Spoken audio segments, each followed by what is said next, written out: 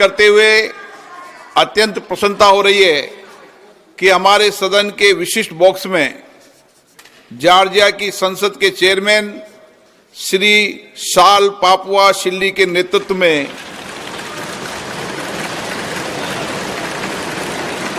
Georgia का उच्च स्तरीय संसदीय शिष्टमंडल उपस्थित है। मैं अपनी ओर से तथा सदन के सभी मान्य सदस्य की ओर से उनका हार्दिक अभिनंदन करता हूं, स्वागत करता हूं।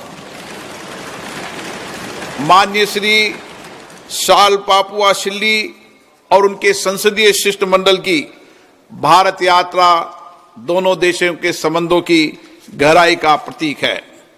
उनकी इस यात्रा से दोनों देशों के द्विपक्षीय सहयोग और संबंध और मजबूत होंगे। हम भारत में उनके सुखद, सफल एवं मंगलमय प्रवास की कामना करते हैं। उनके माध्यम से हम जॉर्जिया की संसद तथा वहां की मित्रवत जनता को बधाई और शुभकामनाएं देते हैं। प्रश्नकाल प्रश्न संख्या 21 श्री वीके श्रीकंदन।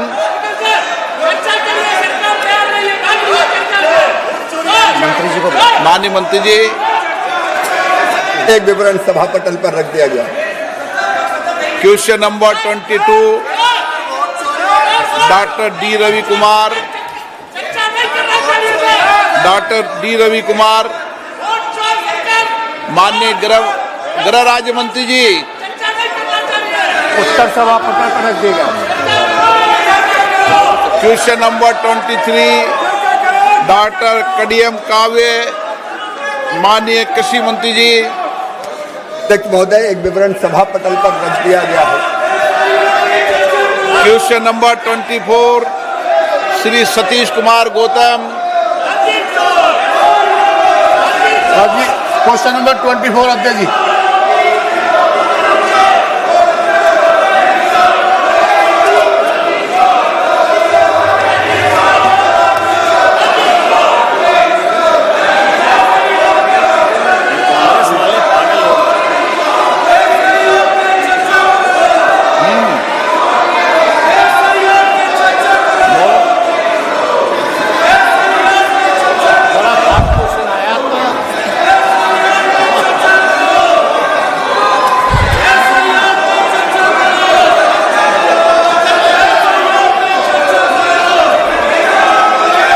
सदन के पटल पे रखा है।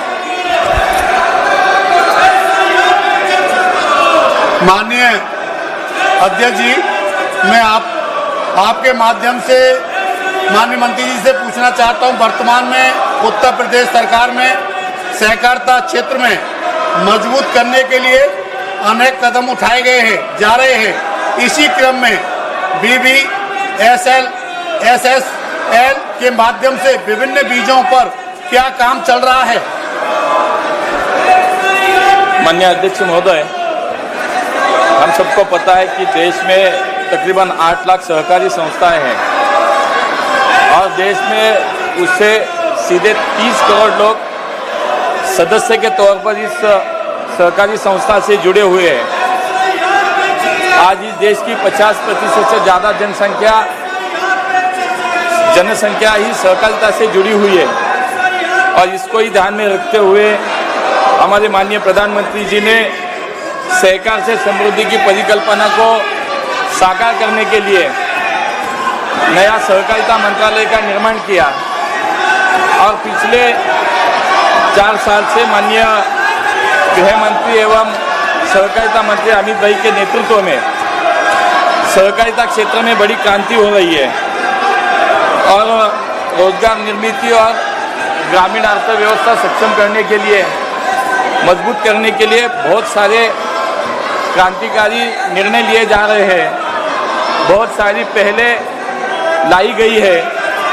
जैसे कि हम सबको पता है कि सहकारिता का मुख्य जो घटक है वो है पैक्स और इसी पैक्स को सक्षम बनाने के लिए बहुत सारे कदम उठाए जा रहे हैं। उसमें 3 मल्टी स्टेट सोसाइटीज की स्थापना की गई जिसमें कृषि उत्पाद के निर्यात को प्रोत्साहन देने के लिए NCL, जैविक उत्पादन को बढ़ावा देने के लिए NCOL और इसी के साथ स्वदेशी बीज बैंक बनाने के लिए और पारंपरिक मीठे बीजों का संवर्धन और प्रसार के लिए BBSSL की स्थापना की गई।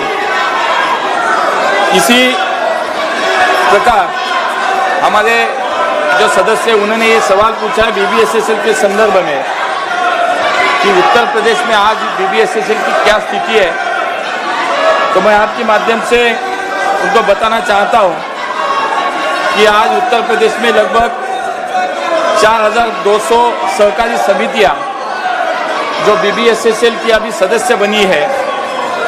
उत्तर प्रदेश की विभिन्न जिलों में अनेक फसलों का बीज उत्पादन किया जा रहा है। उत्तर प्रदेश प्रादेशिक सहकारी फेडरेशन के साथ अन्य सदस्य सहकारी समितियों के माध्यम से उच्च गुणवत्ता वाले भारतीय बीज ब्रांड नाम से बीजों का व्यवसाय किया जा रहा है। इसके अलावा कई सहकारी समितियां उनके माध्यम से BBSSL उत्तर प्रदेश कृषि विभाग द्वारा प्राप्त डिमांड के हिसाब से बीजों का वितरण सीधे किसानों को कर रही है। इसी के साथ मूंगफली हो, गेहूं हो, मसूर हो, चना की फसलों का बीज भी राज्यों में उपलब्ध किया जा रहा है। अध्यक्ष जी, आज देश में BBSL की कार्य पद्धति क्या है? पिछले 3 साल में इस संस्था ने क्या प्रगति की है और आगे आने वाले समय के लिए क्या लक्ष्य तय किया गया है? माननीय अध्यक्ष महोदय, आज पूरे देश में हमारा मंत्रालय भारत सरकार BBSSL के प्रचार और प्रसार के लिए कार्य कर रहा है। सभी राज्यों के सरकार को साथ लेकर हम इसको आगे लेके बढ़ रहे हैं। अब तक देश में 34 राज्यों और केंद्र शासित प्रदेशों ने कुल 33,750 सहकारी समितियां BBSSL की सदस्य बनी है। BBSSL ने भारत बीज के नाम से आज तक लगभग 154 करोड़ के रुपए के बीज बेचे हैं। 18 राज्यों ने BBSSL के साथ काम करने के लिए नोडल एजेंसी को नामित भी किया है, जिनमें से 8 राज्यों के साथ अभी MOU पे हस्ताक्षर भी किए गए हैं। अब तक BBSSL ने 13 राज्यों में बीज लाइसेंस प्राप्त कर लिया है। हमारा ये लक्ष्य है कि वर्ष 2035 तक BBSSL ये विश्व की सबसे बड़ी 5 बीज उत्पादक कंपनियों से में एक बने और लगभग 25,000 करोड़ रुपए का कारोबार करने का आज हमने लक्ष्य रखा है। आज देश में अब तक 34 राज्यों केंद्र शासित में कुल 33,700 समितियां सदस्य बनी है। मुझे लगता है कि इसके माध्यम से सहकारिता आंदोलन को सक्षम बनाने का कार्य BBSSL के माध्यम से भी करने का हमारा प्रयास है।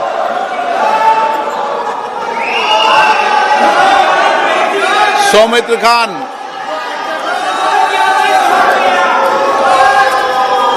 नमस्कार सर। क्वेश्चन नंबर आपका 25। माननीय मंत्री जी, माननीय मंत्री जी, उत्तर सभा पटल पर रखा गया है महोदय। माननीय सदस्य। Thank you sir. আজকে আমিও ধন্য যে বাঁকুড়া ডিস্ট্রিক্ট মৎস্য উৎপাদন কেন্দ্রে ওই রামসাগরে যেটা আছে সেটার একজন আমিও ওই পরিবারের অংশ এবং ওখানে থাকি। তো আমার কোশ্চেন হলো, পশ্চিমবাংলায় এই 5 বছরে 545 কোটি টাকা पिछले 54 करोड़ रुपए आवंटित किए गए हैं, लेकिन TMC की सरकार केवल 51 करोड़ रुपए खर्च कर रही है और जो शेष राशि बैंक में बची हुई है उसका इस्तेमाल वो कब कर रहे हैं। बहुत सारी सहकारी एजेंसियां हैं, क्या केंद्र सरकार सीधे तौर पे इन सहकारी समितियों को सीधे तौर पे भुगतान कर सकती है? हमारी जो राज्य सरकार है वो कर रही है, वहाँ इस धन को खर्च कर रही है जहाँ जिसके लिए उसका आवंटन नहीं किया गया है। मैं जानना चाहता हूँ कि क्या केंद्र सरकार सीधे तौर पे सहकारी समिति को ये धन भेज सकती है। मैं जानना चाहता हूँ कि क्या केंद्र सरकार इन सहकारी समितियों को सीधे धन उपलब्ध करा सकता है। अध्यक्ष महोदय, माननीय सदस्य का जो प्रश्न है वो बहुत ही माकूल है, इसलिए कि हमारे देश के प्रधानमंत्री आदरणीय नरेंद्र मोदी की यह धारणा है कि हमको अगर विकसित भारत बनाना है तो सभी राज्यों का और सभी क्षेत्र में समान रूप से विकास हो, और जब तक सभी राज्य विकसित नहीं होंगे, हर क्षेत्र विकसित नहीं होगा, तब तक हम विकसित भारत की कल्पना नहीं कर सकते। और इसी उद्देश्य को ध्यान में रख के आदरणीय प्रधानमंत्री नरेंद्र मोदी जी इस योजना को मत्स्य पालन के क्षेत्र में जो उन्होंने प्रधानमंत्री मत्स्य संपदा योजना प्रारंभ किया, उसने पूरे देश में मछली के उत्पादन में एक क्रांति लाने का काम किया। लेकिन दुख की बात यह है कि पश्चिम बंगाल की सरकार ने इसमें कोई सहयोग नहीं किया। अध्यक्ष महोदय, मुझे आपको बताना है कि 2 वर्षों तक 2020-21 और 2021-22 इन 2 वर्षों में राज्य सरकार ने प्रधानमंत्री मत्स्य संपदा योजना को स्वीकार नहीं किया। 22-23 से उन्होंने स्वीकार किया। केंद्र सरकार ने पश्चिम बंगाल में जो प्रधानमंत्री मत्स्य संपदा योजना में खर्च का लक्ष्य रखा था 910 करोड़ रुपए, और उसके एवज में जब 22-23 से शुरू किया भाग लेना पश्चिम बंगाल सरकार ने, तो मात्र 221 करोड़ रुपए का ही प्रस्ताव वहां से प्राप्त हुआ, जिसमें आज तक जो राशि आवंटित की गई है केंद्रीय शेयर की 221 करोड़ रुपए, उसमें मात्र 114 करोड़ रुपया अब तक जारी किया है 221 करोड़ में, और मात्र 58.51 करोड़ पश्चिम बंगाल की सरकार ने खर्च किया है। 22-23 से आज तक जो पश्चिम बंगाल की सरकार का खर्च का जो रेशियो है वो मात्र 51%। अब अगर राज्य सरकार सहयोग नहीं करेगी तो फिर केंद्र सरकार कहीं पर नहीं है। मैंने स्वयं पश्चिम बंगाल में जाके इसकी समीक्षा किया 2 अगस्त को इसी वर्ष, और बहुत ही कनीय रैंक के अधिकारी आए जिनको कुछ पता नहीं था।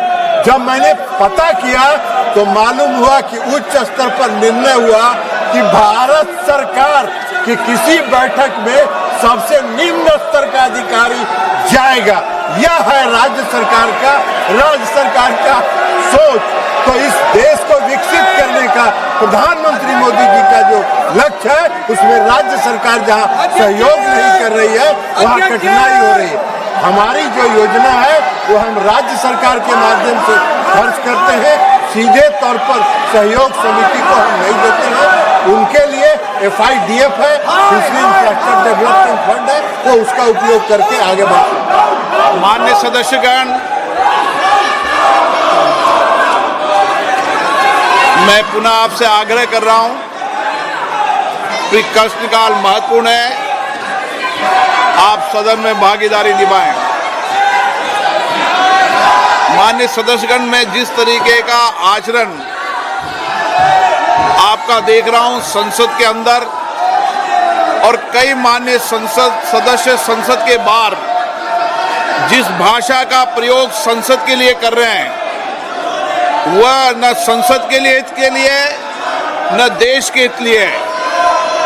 अगर उनके राजनीतिक दलों की यही परंपरा है तो देश देख रहा है संसद के अंदर विरोध असहमति लोकतंत्र में होती है, लेकिन मर्यादा बनाए, शालीनता बनाए और हमारे प्रयास से संसद की मर्यादा गरिमा ऊंची हो। मैं हमेशा हर मुद्दे पर, हर विषय पर आपको पर्याप्त समय, पर्याप्त अवसर देता हूं, लेकिन मेरा आपसे आग्रह है, दुनिया का सबसे बड़ा लोकतंत्र जो दुनिया के अंदर मार्गदर्शन देता है, हमारी संसद की मर्यादा परंपरा भी उच्च कोटि की होनी चाहिए और विशेष रूप से आपका व्यवहार और आचरण संसद की मर्यादाओं के अनुरूप हो, ये मेरा आपसे आग्रह है।